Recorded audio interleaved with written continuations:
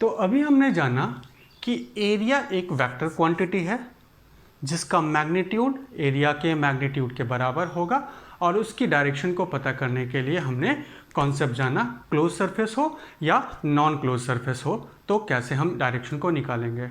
अब अगर उसी एरिया को, जिस एरिया को हम कंसिडर कर रहे थे, एक एरिया वेक्टर कंसिडर करा और उस एरिया वेक्टर को उठा के हम एक यूनिफॉर्म इलेक्ट्रिक फील्ड में रख दें, तो उस यूनिफॉर्म इलेक्ट्रिक फील्ड में जब एरिया वेक्टर को रखा गया है तो number of field lines, electric field lines कितनी उस एरिया वेक्टर से टच होती हुई, अटैच होती हुई, लिंक होती हुई जाएंगी, उसी को हम इलेक्ट्रिक फ्लक्स का नाम दे देंगे। तो हम ये कह सकते हैं, इलेक्ट्रिक फ्लक्स की डेफिनेशन लिखे तो हम ये कह सकते हैं, definition of electric flux,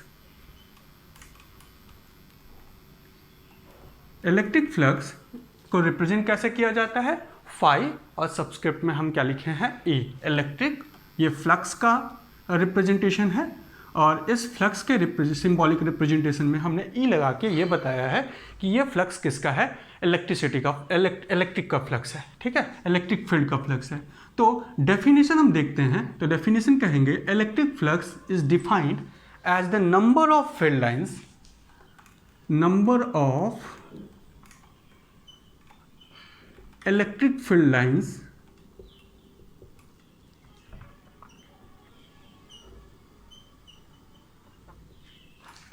linked through any area,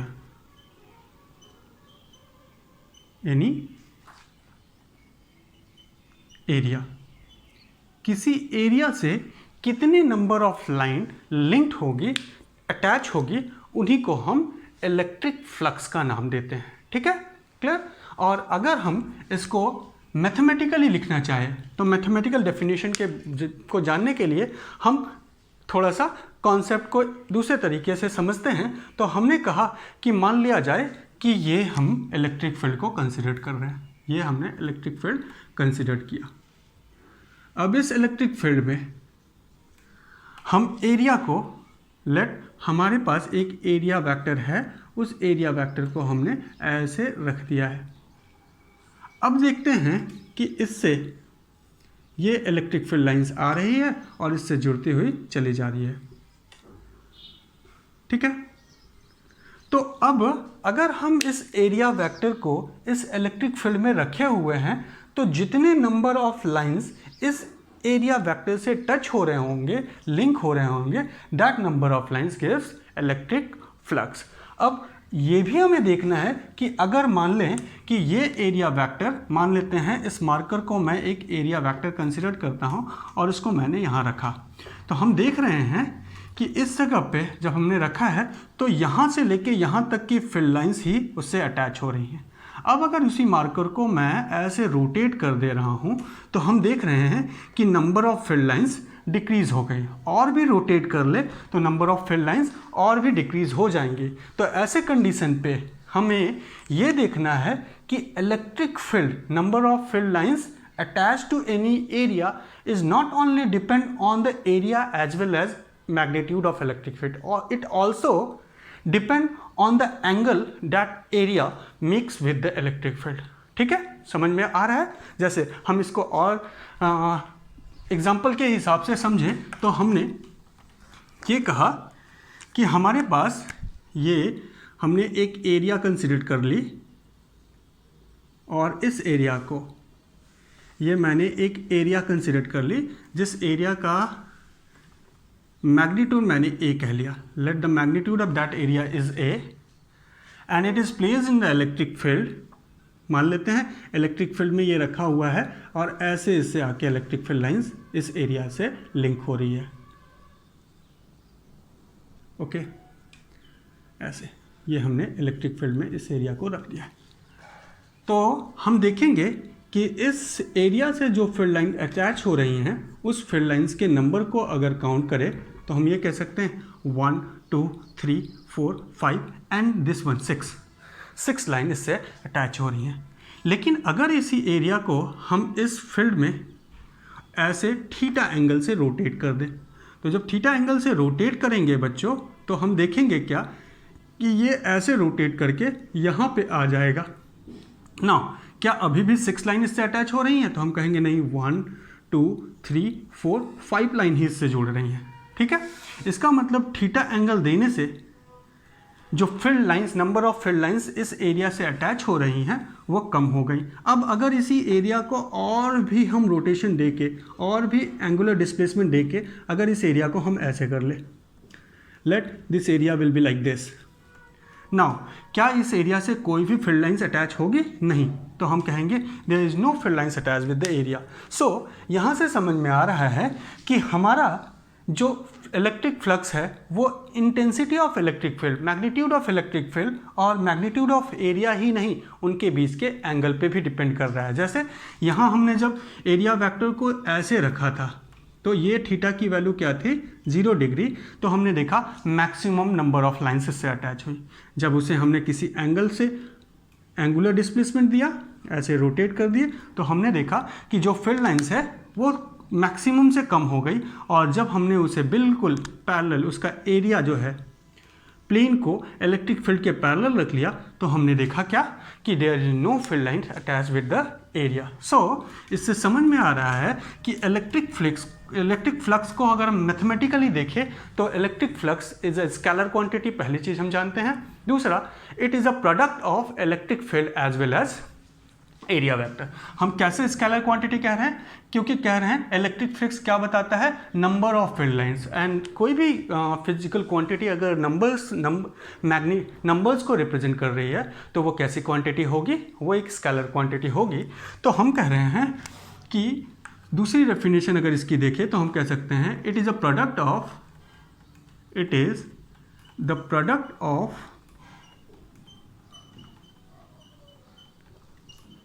area vector and strength of electric field, जिसको इंटेंसिटी ऑफ इलेक्ट्रिक फील्ड भी कहा जा सकता है। Intensity of electric field vector की इंटेंसिटी। ठीक है, इलेक्ट्रिक फील्ड वेक्टर। ठीक है, तो अगर हम लिखें the product of area vector and electric field vector, ऐसे लिख सकते हैं, area vector and electric field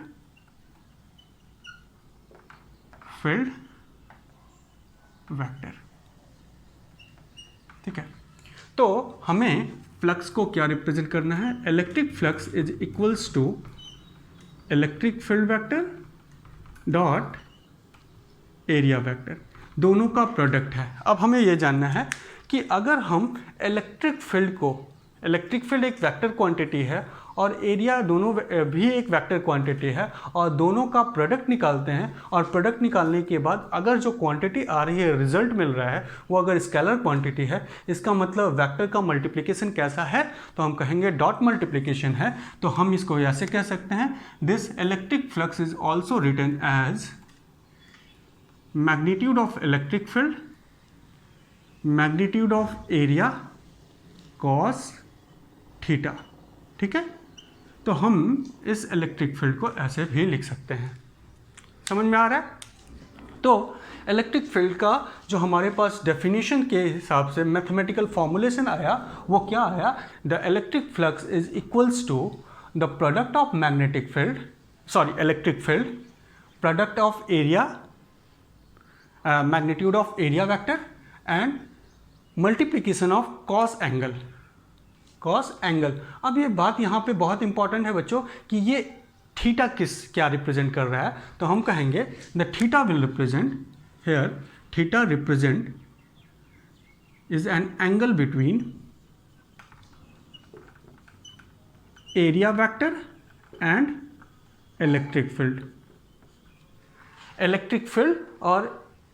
field और एरिया वेक्टर के बीच का एंगल को रिप्रेजेंट करता है। तो हमारे पास हमने बेसिक डेफिनेशन जान ली कि इलेक्ट्रिक फ्लक्स क्या है, उस इलेक्ट्रिक फ्लक्स का मैथमेटिकल फॉर्मूलेशन जाना, और साथ में ये भी जाना कि फ्लक्स का जो फॉर्मूला आ रहा है उसमें हमारे पास जो एंगल है, ये एंगल जो बना हुआ है, ये एंगल बहुत इंपॉर्टेंट है, हमें ये याद रखना कि it is an angle between area vector and electric field, the angle between area and electric field, it is the angle between area vector and electric field. ठीक है, तो जैसे हम कह रहे हैं कि मान लिया जाए कि हमने ये इलेक्ट्रिक फील्ड को रिप्रेजेंट किया, हमने आउटवर्ड डायरेक्शन पे इलेक्ट्रिक फील्ड को रिप्रेजेंट किया, this is the electric field. अब इस इलेक्ट्रिक फील्ड में हमने एरिया वेक्टर ऐसे रख दिया, let this is area vector, एक एरिया को हमने ऐसे प्लेस कर दिया, this will be the area which we will kept in uniform electric field.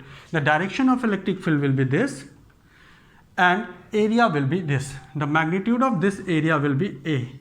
Now if we want to calculate the angle between area vector and electric field, what we just need to do, firstly we need to draw a normal over the area. Area vector के ऊपर हम क्या draw करेंगे, एक normal draw करेंगे। हमने एक normal draw किया एरिया वेक्टर के ऊपर। अब जब हम नॉर्मल ड्रॉ करेंगे एरिया वेक्टर के ऊपर, तो ये नॉर्मल और इलेक्ट्रिक फील्ड के बीच में, इलेक्ट्रिक फील्ड और नॉर्मल के बीच में जो एंगल होगा, उसी एंगल को हम क्या कहेंगे, this will be the theta. जो यहाँ पे फॉर्मूले में कॉस थीटा लिखा हुआ है, वो एरिया वेक्टर और इसके बीच का एंगल नहीं, ये एंगल नहीं कि हम कह ले दिस इज एरिया और ये इलेक्ट्रिक फील्ड, तो ये एंगल, इस एंगल को हम थीटा नहीं कहे हैं। हमने थीटा क्या कहा है, जब इलेक्ट्रिक फील्ड ये ऐसे हमने ड्रॉ कर लिया, तो हम कह रहे हैं कि इलेक्ट्रिक फील्ड और नॉर्मल वेक्टर के बीच में जो एंगल बन रहा है, इस एंगल को हम क्या कहेंगे, this angle is considered to be theta. Okay ना, अब थोड़ा सा देखते हैं कि क्योंकि इलेक्ट्रिक फील्ड और एरिया वेक्टर डॉट से मल्टीप्लाई होकर रिजल्ट दिया है, और हमने साथ में जाना है कि it is a number of field lines, so flux is a considered to be scalar quantity. Flux is scalar quantity. Flux कैसी क्वांटिटी है, एक स्केलर क्वांटिटी है। अब फ्लक्स की यूनिट को अगर हम निकालें तो इट्स यूनिट की बात करें तो इलेक्ट्रिक फील्ड की यूनिट क्या होती है, न्यूटन पर मीटर या न्यूटन पर कूलम, सॉरी न्यूटन पर मीटर नहीं, न्यूटन पर कूलम, और साथ में एरिया वेक्टर को क्या लिखेंगे, मीटर स्क्वायर। सो इसकी यूनिट क्या हो जाएगी, न्यूटन मीटर स्क्वायर पर कूलम। ठीक है, अब इसके डायमेंशन को भी निकाल सकते हैं, तो dimension of electric flux will be equals to, Newton का क्या होता है, हम लिखेंगे न्यूटन के लिए mLT-2, फोर्स चार्ज का 80 एंड मीटर स्क्वायर का L स्क्वायर, और इसको जब हम सिंप्लीफाई करेंगे तो जो हमारा रिजल्ट निकलेगा वो mL3T, ऊपर जाके T⁻³ and A-1, this will be the dimension of a flux. ठीक है, तो ये हमने बेसिक कॉन्सेप्ट जाना कि फ्लक्स होता क्या है, फ्लक्स की मैथमेटिकल फॉर्मुलेशन क्या है। उस फॉर्मुलेशन में इंपॉर्टेंट ध्यान देने वाली बात है कि what will be the angle क्या है, और साथ में फ्लक्स एक स्केलर क्वांटिटी है, ये हमने जाना, फ्लक्स एक स्केलर क्वांटिटी है, उसकी यूनिट क्या होगी, न्यूटन मीटर स्क्वायर पर कूलम, और साथ में उसका डायमेंशन जाना। ना अब हम फ्लक्स के बारे में डिटेल स्टडी करेंगे, और डिटेल स्टडी करते समय हमें इस फ्लक्स को कैलकुलेट करने के लिए देख रहे हैं कि कौन कौन इन्वॉल्व हो रहा है। तो फ्लक्स के कैलकुलेशन में इलेक्ट्रिक फील्ड और साथ में एरिया इन्वॉल्व हो रही है। तो हमें ये देखना है कि इलेक्ट्रिक फील्ड की कैरेक्टरिस्टिक क्या है, यूनिफॉर्म है या नॉन यूनिफॉर्म है। साथ में एरिया देखना है कि एरिया प्लेन है, कर्व है या क्लोज्ड है। तो सबसे पहले हम ये देखेंगे कि फ्लक्स को स्टडी करते हैं हम तब जब इलेक्ट्रिक फील्ड जो है वो यूनिफॉर्म और जो एरिया उस इलेक्ट्रिक फील्ड में रखा हुआ है दैट विल बी प्लेन। तो पहली चीज़ हम ये स्टडी करते हैं, देखते हैं।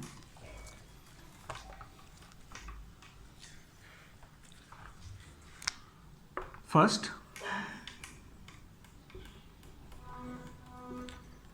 area is considered to be plane area when plane area is placed in uniform field। ठीक है, तो सबसे पहले फ्लक्स को स्टडी करने के लिए हमने क्या लिखा,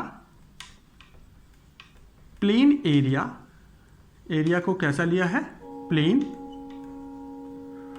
प्लेस्ड इन यूनिफॉर्म फील्ड। सबसे सिंपल मेथड से हम स्टडी को अपने करना शुरू करते हैं। Plane area placed in uniform electric field. Plane area को हमने कहाँ रखा है? यूनिफॉर्म इलेक्ट्रिक फील्ड में रखा है।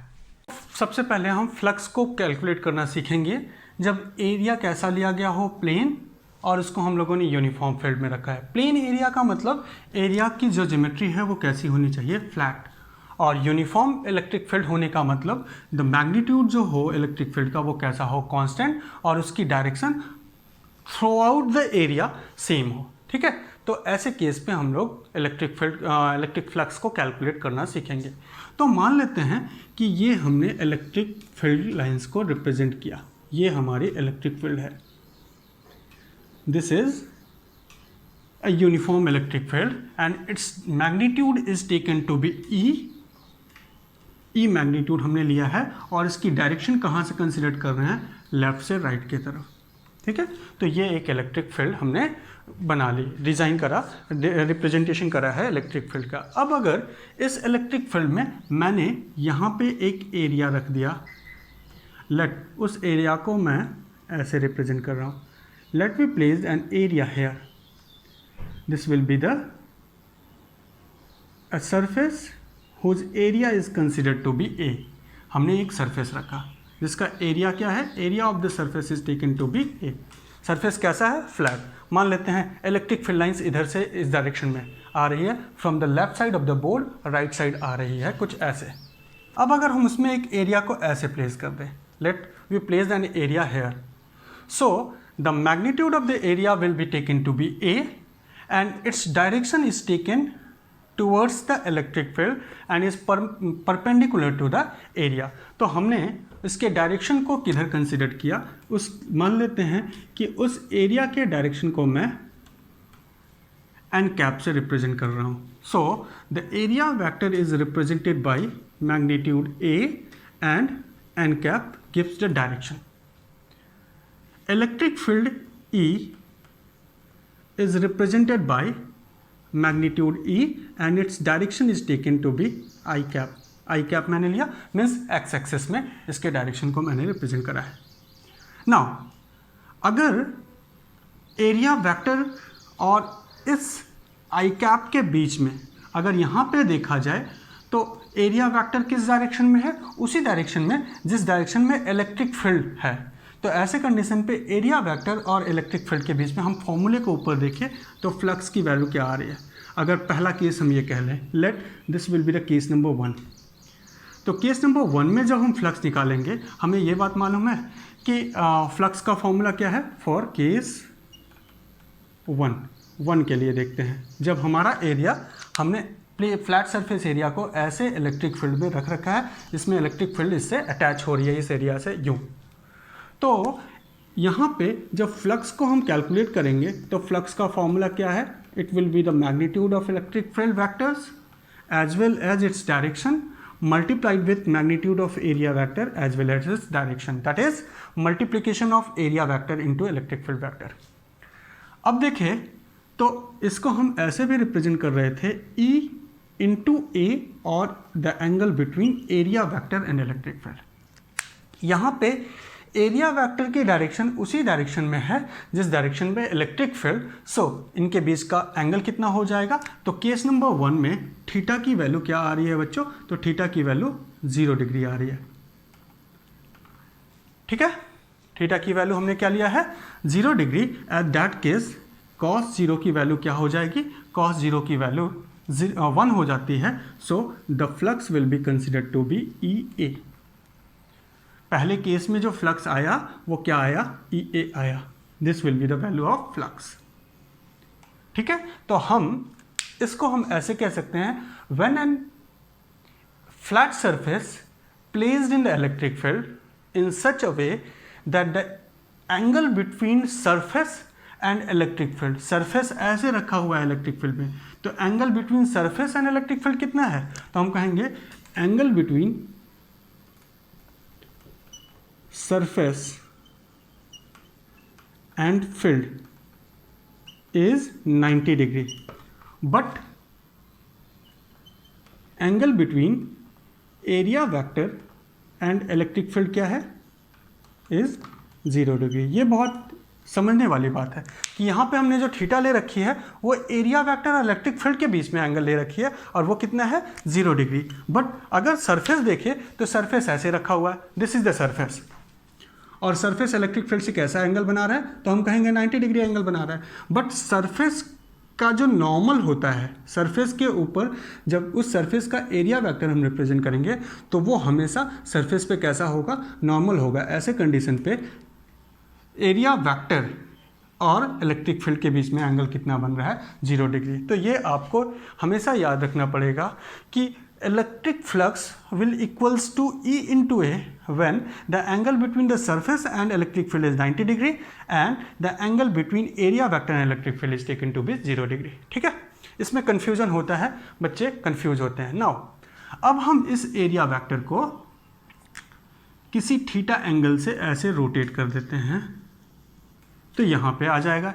इस एरिया वेक्टर को थीटा एंगल से रोटेट किए तो हमारा एरिया वेक्टर यहाँ आ गया, ये एरिया हमारा यहाँ आ गया, ये this will be the area. कितने एंगल से रोटेट किया तो हम कह रहे हैं let the rotation angle will be theta. Now अब अगर देखें तो हमारे जो फील्ड लाइंस इस एरिया से अटैच होंगे वो क्या, कौन कौन से होंगी, ये। इसका मतलब हम कह सकते हैं ये वो एरिया है जिस एरिया से हमारी थीटा एंगल रोटेट करने के बाद हमारी फील्ड लाइंस अटैच हुई हैं। इस रीजन में लाई करने वाले एरिया से ही हमारी इलेक्ट्रिक फील्ड लाइंस अटैच हुई हैं। तो हम अगर केस नंबर 2 लेते हैं, this is the case number 2 when we rotate area with an angle theta degree. ये थीटा डिग्री से रोटेशन किया, यहाँ से यहाँ तक थीटा डिग्री किया है। नाउ केस नंबर 2 देखें तो केस नंबर 2 फ्लक्स का फॉर्मूला क्या आएगा बच्चों, तो फ्लक्स इज इक्वल्स टू, हमें ये मालूम है E A cos theta, E A cos theta, ये फॉर्मूला हमें पाना है। तो अगर देखें तो यहाँ पे हम जनरल फॉर्मूले के हिसाब से अगर देखना चाहे तो हम कहते हैं flux is a product of electric field and as well as area. तो अगर देखें तो ये हमारा एक ट्रायंगल बन रहा है जिस ट्रायंगल को OAB हम कह लें। तो इस OAB ट्रायंगल में जो हमारा यहाँ हमने ट्रायंगल बना रखा है OAB ट्रायंगल, और यहाँ का एंगल थीटा है तो यहाँ का एंगल कितना हो जाएगा, theta. At that case cos theta की वैल्यू क्या आएगी, कॉस थीटा की वैल्यू आएगी this will equals to OA cos theta. Cos theta is equals to that is AB upon OA। So flux को निकालते समय हम कहेंगे कि इलेक्ट्रिक फील्ड जितने एरिया से अटैच हुई है, तो एरिया क्या है, AB एरिया ही तो है जिससे वो अटैच हुई है, तो हम यहाँ पे कह सकते हैं दिस विल बी AB। अब AB की वैल्यू क्या होगी, तो now AB is equals to OA cos theta, OA, और OA को क्या रिप्रेजेंट करा है, व्हाट विल बी OA, यही एरिया यहाँ से यहाँ आया है, तो दिस OA, ये एरिया A है तो ये भी एरिया A ही होगा ना, तो हम कहेंगे OA is equals to A cos theta. तो हमारे पास जो जनरल फॉर्मूला मिलेगा EA कॉस थीटा मिल रहा है।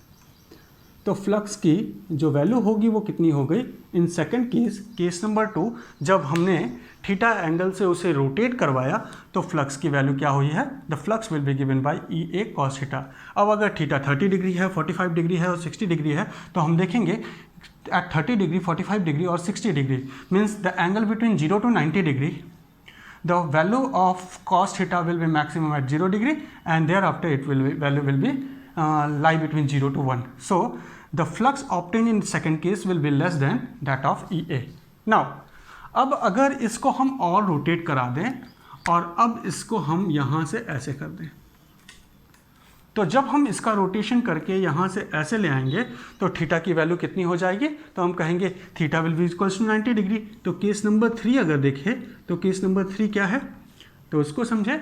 तो केस 3 जिसमें हमने थीटा की वैल्यू क्या ले रखी है, the theta will be 90 degree and on applying the value of theta to be 90 degree in the formula we get flux will equals to 0. अब फ्लक्स 0 कब हो रहा है बच्चों, तो हम देखेंगे फ्लक्स की वैल्यू 0 तब हो रही है जब, अब ये हमारा एरिया वेक्टर है तो उसका नॉर्मल कैसे होगा, नीचे की तरफ। तो नॉर्मल और इलेक्ट्रिक फील्ड के बीच का एंगल कितना है, 90 degree. This is the angle between normal and electric field. और साथ में हम ये भी कह सकते हैं when surface is parallel to electric field, surface electric field के पैरेलल हो और सरफेस का नॉर्मल इलेक्ट्रिक फील्ड से कितना एंगल बना रहा हो, 90 डिग्री का, तो फ्लक्स क्या होगा, 0 होगा। ठीक है, तो फ्लक्स की वैल्यू मैक्सिमम कब आई है, जब एरिया वेक्टर और इलेक्ट्रिक फील्ड के बीच में एंगल कितना है, 0 डिग्री। तो ये हमने देखा कि एक फ्लैट सरफेस को अगर हम इलेक्ट्रिक फील्ड में रोटेट कर रहे हों किसी एंगल से, तो फ्लक्स कैसे चेंज होता है और कब की वैल्यू, फ्लक्स की वैल्यू कितनी होगी। ठीक है, तो अब हम रिजल्ट देखेंगे कि अगर हम एक फ्लैट सरफेस जिसका एरिया ए उसको यूनिफॉर्म इलेक्ट्रिक फील्ड में रखे हुए हैं तो फ्लक्स का क्या फॉर्मूला हमें मिला है, जो फ्लक्स का फॉर्मूला मिला है वो है E cos theta, where theta is the angle between electric field and area vector. ठीक है, अब रिजल्ट में पहली चीज़ हम लोगों ने जाना कि अगर थीटा की वैल्यू 0 डिग्री हो जाए, थीटा की वैल्यू 0 डिग्री कब होगी, जब इलेक्ट्रिक फील्ड और एरिया वेक्टर के बीच का एंगल कैसा हो, 0 degree, means electric field vector and area vector are normal to each other.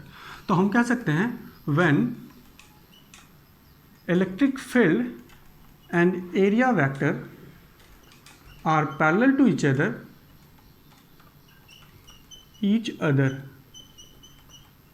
अगर एक दूसरे के पैरेलल हो, then theta, that is theta equals to कितना ले रहे हैं हम लोग, थीटा की वैल्यू 0 डिग्री ले रहे हैं, the flux will be given as, flux की वैल्यू कितनी आएगी, on that case the flux will be equals to EA.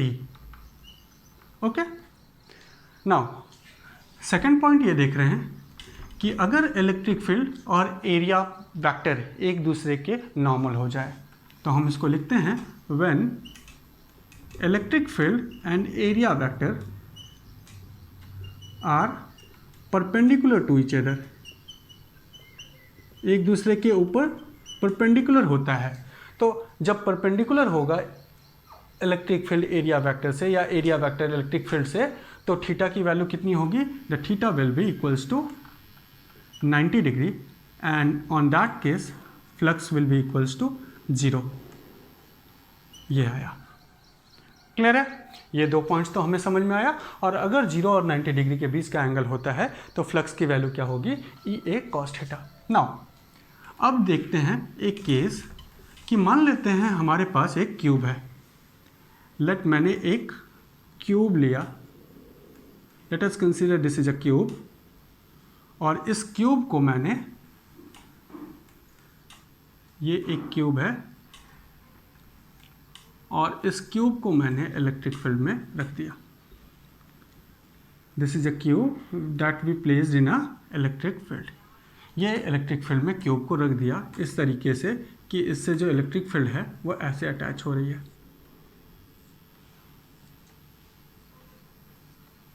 This is the electric field.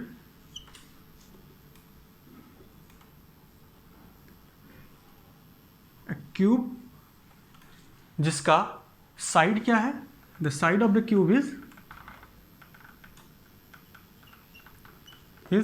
L ले लेते हैं,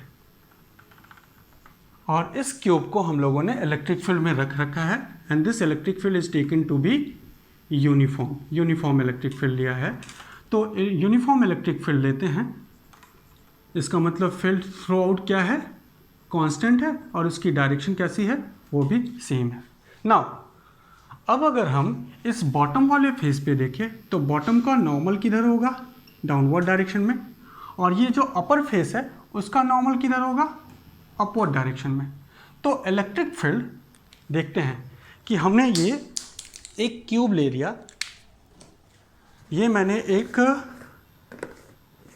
क्यूब कंसिडर किया ये, और इस क्यूब को हमने electric field, uniform electric field में इस तरीके से रख दिया है। तो अब देखेंगे कि जब इलेक्ट्रिक फील्ड ऐसे यूनिफॉर्म मीन्स लेफ्ट से, यहाँ पे हमने रिप्रेजेंटेशन में लेफ्ट से राइट की तरफ है, तो ऐसे कंडीशन पे ये क्यूब का राइट फेस हो जाएगा, ये क्यूब का लेफ्ट फेस हो जाएगा, ये फ्रंट फेस, ये रेयर एंड ये टॉप और ये बॉटम। तो अगर हम देखें तो ये जो फ्रंट फेस होगा उसका नॉर्मल आपकी तरफ होगा, तो इलेक्ट्रिक फील्ड की डायरेक्शन किधर है, लेफ्ट से राइट की तरफ, इस तरफ से इस तरफ, और नॉर्मल किधर है, आपके तरफ। तो फ्रंट फेस से जो एंगल बन रहा होगा वो कितना होगा, 90 डिग्री। सिमिलरली रेयर फेस से जो एंगल बन रहा होगा, रेयर फेस का नॉर्मल हमारे तरफ है और इलेक्ट्रिक फील्ड लेफ्ट से राइट की तरफ है, तो ऐसे कंडीशन पे यहाँ पे भी एंगल कितना बन रहा होगा, 90 डिग्री। और कॉस की वैल्यू, थीटा की वैल्यू अगर 90 डिग्री हो रही है तो फ्लक्स कितना होगा, 0। अब अगर टॉप फेस में देखें तो टॉप फेस का नॉर्मल अपवर्ड डायरेक्शन में और electric field left to right, तो यहाँ पे भी एंगल कितना हो रहा होगा, 90 डिग्री। सिमिलरली अगर बॉटम फेस पे देखें तो बॉटम पे भी एंगल 90 डिग्री ही बनेगा। सो टॉप, बॉटम, फ्रंट और रेयर से जो फ्लक्स अटैच हो रही होंगी, that flux is taken to be 0। Now अगर हम फ्लक्स लेफ्ट फेस से निकालें, लेफ्ट फेस से, तो ये हमारा लेफ्ट फेस है, तो लेफ्ट फेस का नॉर्मल अगर हम ये लेफ्ट फेस कंसिडर कर ले बच्चों, तो ये लेफ्ट फेस का नॉर्मल किधर होगा, तो लेफ्ट फेस का नॉर्मल ऐसे होगा, this will be the normal to the left face, इस डायरेक्शन में पॉइंट करेगा। और इलेक्ट्रिक फील्ड कैसे है, इलेक्ट्रिक फील्ड ऐसे, तो दोनों के बीच में एंगल जो बनेगा, electric field towards right, area vector towards left, so the angle between them is 180 degree. Similarly अगर हम राइट फेस लेते हैं तो राइट फेस पे इलेक्ट्रिक फील्ड की डायरेक्शन इसी तरफ और एरिया वेक्टर की भी डायरेक्शन इसी तरफ, तो राइट फेस में जो एंगल बन रहा है वो 0 डिग्री और लेफ्ट फेस में जो एंगल बन रहा है वो क्या है, लेफ्ट फेस में जो एंगल बन रहा है वो 180 डिग्री। यहाँ पे अगर हम एरिया वेक्टर ड्रॉ करें तो एरिया वेक्टर ऐसे होगा पॉइंटिंग आउटवर्ड, यहाँ पे एरिया वेक्टर ड्रॉ करें तो वो ऐसे होगा पॉइंटिंग आउटवर्ड। सो यहाँ इसके और इसके बीच में एंगल कितना है, तो हम कह रहे हैं इलेक्ट्रिक फील्ड की value A, area of the side will be A, electric field will be E, area of the side will be A and the angle between them is 180 degree. So the flux cos 180 degree is equals to what, -1. So the flux is taken to be negative EA. Okay? अगर हम right side में निकाले तो कहेंगे EA electric field कितनी है, E area of this side is taken to be left side of the cube is L और area उसके हम कैसा कंसिडर करते हैं, area is taken to be A which is equals to L square. So cos की value यहाँ पे कितना बन रहा है इनके बीच में, तो हम कहेंगे 0 degree. So the flux will be taken to be positive EA। तो अब देखें कि ये नेगेटिव साइन क्या सिग्निफाइज करता है और ये पॉजिटिव साइन क्या सिग्निफाई कर रहा है। तो अगर यहाँ से देखें तो फील्ड लाइंस लेफ्ट साइड के फेस से अटैच हो रही है, इनवर्ड आ रही है, तो हम जब ये नेगेटिव साइन आएगा तो हम कहेंगे फ्लक्स कैसा है, फ्लक्स इज इनवर्ड। और अब देखा जाए तो इलेक्ट्रिक फील्ड लाइंस इस क्यूब के इस फेस से बाहर निकल रही है, तो आउटवर्ड फ्लक्स लाइंस बाहर आ रही हैं, तो ऐसे कंडीशन पे आउटवर्ड फ्लक्स है, फ्लक्स कैसा कंसीडर किया जाएगा, आउटवर्ड बाहर आते हुए, तो उसे हम कैसे रिप्रेजेंट करेंगे, पॉजिटिव के साथ। सो यहाँ इस एग्जाम्पल से हमें समझ में आ रहा है कि if flux is negative then the flux is considered to be inward or if flux is positive it is considered to be outward from the surface, जिस surface से अटैच करा जा रहा है उससे inward और outward। ठीक है, होप आपको ये समझ में आया होगा, तो इसको मैं नोट कर लूँ। इनवर्ड फ्लक्स को रिप्रेजेंट करना है तो नेगेटिव साइन से रिप्रेजेंट करेंगे, आउटवर्ड फ्लक्स को रिप्रेजेंट करना है तो पॉजिटिव साइन से रिप्रेजेंट करेंगे। ठीक है, तो ये हमारा थर्ड पॉइंट हम लोगों ने जाना। नाउ अब देखते हैं कि मान लिया जाए, फोर्थ पॉइंट समझते हैं। ये देखेंगे कि फ्लक्स जो है ये न्यूमेरिकली इक्वल्स किसके है, product of electric field and component of area parallel to the field. कई बार न्यूमेरिकल्स में ऐसा किया जाता है कि इलेक्ट्रिक एरिया को ना बता के, एरिया की मैग्नीट्यूड को ना बता के एरिया के कंपोनेंट को बता दिया जाता है along और परपेंडिकुलर टू द फील्ड। तो उसको देखते हैं कि ऐसे कंडीशन पे हम कैसे उसको समझते हैं। मान लेते हैं हमारे पास इलेक्ट्रिक फील्ड हमने कंसिडर कर लिया, this is the direction of electric field. ये मैं इलेक्ट्रिक फील्ड के लाइंस को रिप्रेजेंट कर रहा हूँ, जिसका डायरेक्शन किधर है, लेफ्ट से राइट की तरफ, ये हमने इलेक्ट्रिक फील्ड कंसिडर कर रखा है। अब इस इलेक्ट्रिक फील्ड की जो मैग्नीट्यूड है वो है E और इसकी डायरेक्शन किधर है, लेफ्ट से राइट की तरफ। तो हम इसको इलेक्ट्रिक फील्ड वेक्टर से रिप्रेजेंट किए। अब मानते हैं कि इस इलेक्ट्रिक फील्ड वेक्टर में मैंने एक एरिया को ऐसे कंसिडर कर रखा है कि हमने जो इस इलेक्ट्रिक फील्ड में जो एरिया रखा है वो एरिया कुछ ऐसे है। Let the area is a surface is placed in the electric field in such a manner. This is the area of the field. अब देखें तो जो हमारे पास एरिया का डायरेक्शन होगा, एरिया जो हमारे एरिया हमने कंसिडर किए हैं वो एरिया लेट उसकी मैग्नीट्यूड A है और उसके डायरेक्शन को मैं एन कैप से रिप्रेजेंट कर रहा हूँ और उसके डायरेक्शन को मैंने ये रिप्रेजेंट किया परपेंडिकुलर टू द फील्ड। ये हमने एन कैप को रिप्रेजेंट किया कि मीन्स इस एरिया को मैंने इस डायरेक्शन में रिप्रेजेंट करा है। नाउ अब देखिए बच्चों, तो अगर इस पॉइंट पे एक कोऑर्डिनेट सिस्टम हम ड्रॉ करें, ये एक कोऑर्डिनेट सिस्टम लिया जाए तो हम कहेंगे कि इलेक्ट्रिक फील्ड और सबसे पहले तो इलेक्ट्रिक फील्ड और एरिया वेक्टर के बीच में जो एंगल बन रहा है वो एंगल कितना है, तो ये this is the angle theta. हमने यहाँ पे एंगल क्या ले रखा है, थीटा। अब area is a vector quantity and it lie in a coordinate system। ये हमने कोऑर्डिनेट सिस्टम ड्रॉ कर ली। मान लेते हैं इस पॉइंट पे मैंने एक कोऑर्डिनेट सिस्टम ड्रॉ कर लिया जिसमें ये नेगेटिव वाई एक्सिस ले ली और ये मैंने पॉजिटिव वाई एक्सिस ले ली। तो अब देखेंगे तो ये एरिया कहाँ है, तो ये एरिया फोर्थ क्वाड्रेंट में लाई कर रहा है। इस एरिया वेक्टर को देखें तो फोर्थ क्वाड्रेंट में लाई कर रहा है। नाउ अगर इस एरिया को हमने ऐसे ले रखा है, दिस इज़ द एरिया, ये मैंने एरिया को कंसिडर किया और इस एरिया के वेक्टर का रिप्रेजेंटेशन किधर हो रहा है, इस डायरेक्शन में।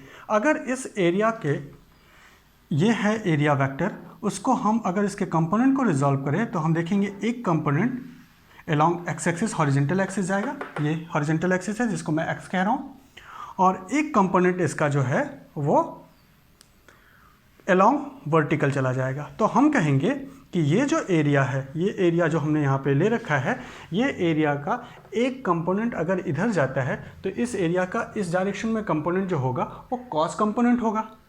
तो हमारा एरिया जो है वो ऐसे हो जाएगा। ये एरिया का, इस एरिया का एक कंपोनेंट इधर, जिसको मैं क्या कह रहा हूँ, if this area is along this direction, तो इसका एक कंपोनेंट इस डायरेक्शन में होगा और उसको क्या कहेंगे, एक कॉस थीटा कंपोनेंट, और इसी का एक कंपोनेंट इधर होगा ए साइन थीटा कंपोनेंट। अब सोचने वाली बात यह है कि अगर इसका कंपोनेंट इधर रिजॉल्व होता है तो ये वेक्टर का, इस वेक्टर का जो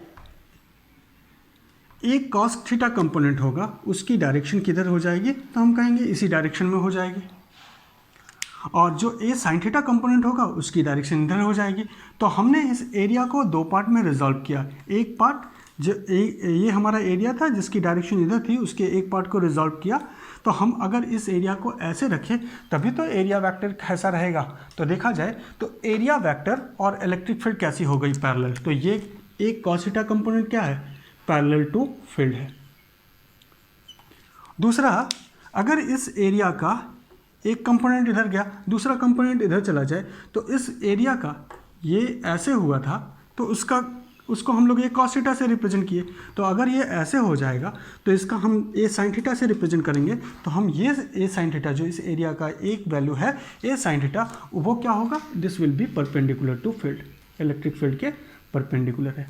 नाउ अब हमें ये देखना है कि जो फ्लक्स का फॉर्मूला होता है वो फ्लक्स क्या होता है, this flux is equals to flux due to, क्योंकि फ्लक्स एरिया और फील्ड दोनों पे डिपेंड करता है तो हम कहेंगे flux due to A cos theta area plus flux through A sine theta.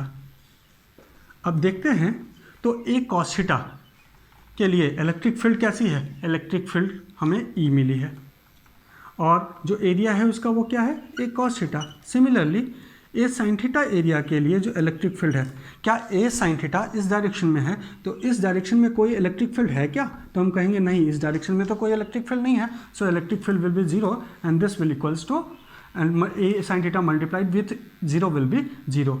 So the flux मिल रहा है हम लोगों को, वो क्या मिला, E A cos theta. What is A cos theta, it is a component of, यहाँ पे मैंने लिखा है flux is equals to the product of electric field and the component of area parallel to the field।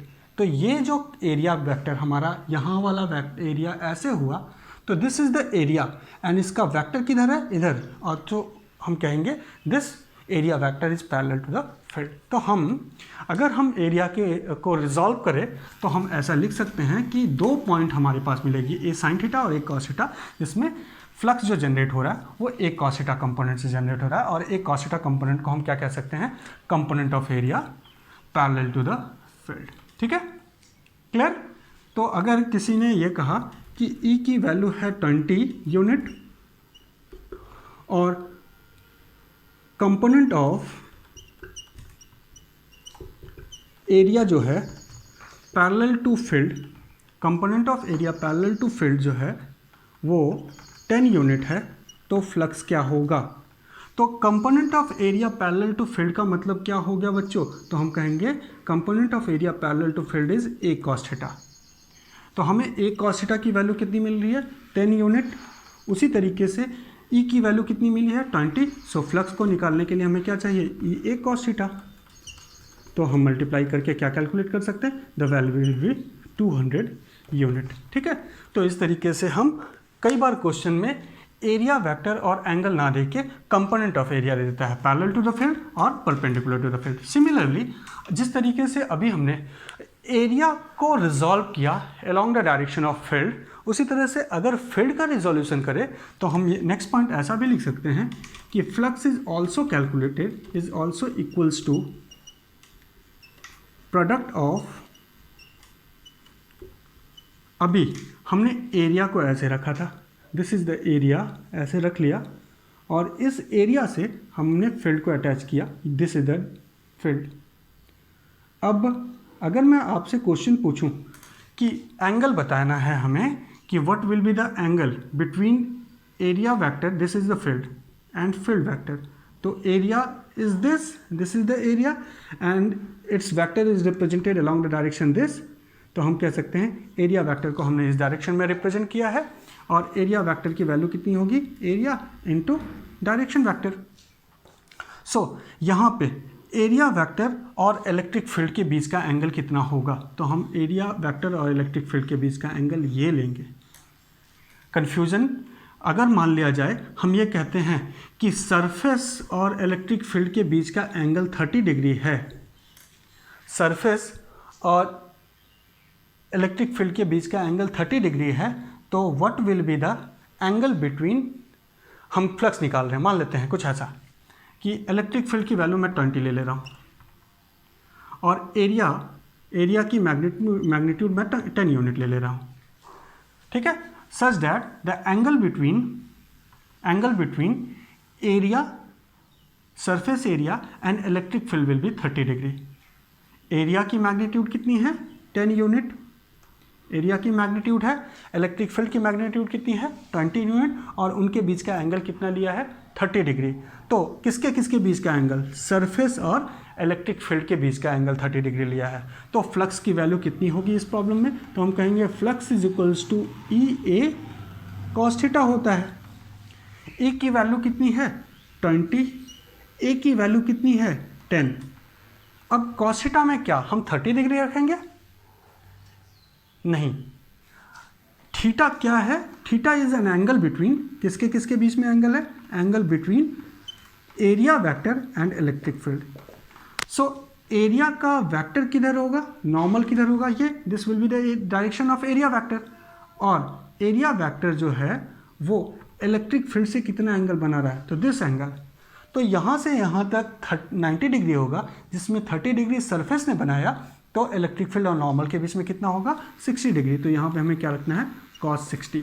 So we can solve it at 200, और cos 60 की value 1/2 that is 100 unit. ठीक है, तो आपको हमेशा ये ध्यान रखना है कि एंगल किसके किसके, एंगल कहाँ दिया हुआ है, सरफेस के बीच में दिया हुआ है या नॉर्मल के बीच में दिया हुआ है। नाउ अब अगर हम पुराने पॉइंट्स जो मैंने लिखा था, flux is equals to the product of electric field and a component of area parallel to the field, तो हम ऐसा लिख सकते हैं क्या कि flux is also equals to the product of area and component of field parallel to area. तो हाँ, ऐसा लिखा जा सकता है। देखते हैं कैसे। मैंने एक एरिया ले लिया, दिस इज एरिया, और इस एरिया का नॉर्मल ये बता दिया मैंने, this is the normal to the area, और the area vector is represented by magnitude of the area and normal vector. Now if there will be an electric field like this, and this electric is uniform, parallel lines represent uniform field, so the angle between electric field and area vector will be theta. ये हो गया। सो electric field is a vector quantity.